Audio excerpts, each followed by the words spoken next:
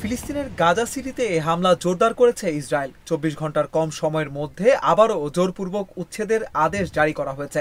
বার্তা সংস্থা রয়টার্সের এক প্রতিবেদনে জানা গেছে, শিগগিরই আরেকটি বহুতল ভবন ধ্বংস করা হবে বলে জানিয়েছে ইসরায়েলি বাহিনী।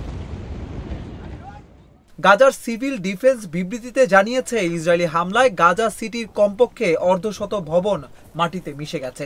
ক্ষতিগ্রস্ত হয়েছে আরও শতাধিক। ধ্বংস হয়েছে ২০০টির বেশি তাঁবু। হামলার কারণে ভবনের আশেপাশে তাঁবুতে আশ্রয় নেওয়া ফিলিস্তিনিদের মধ্যে আতঙ্ক বাড়ছে। এছাড়া রোববার সকাল থেকে গাজার স্কুল, তাঁবু ও ঘরবাড়িতে ব্যাপক হামলা চালিয়ে অন্তত ৫২ জন ফিলিস্তিনিকে হত্যা করেছে ইসরায়েলি বাহিনী। এর মধ্যে শুধু গাজা সিটিতেই মারা গেছে ৪৮ জন। দক্ষিণাঞ্চলের খান ইউনিসেও ২টি বাড়ি লক্ষ্য করে হামলা চালিয়েছে ইসরায়েল।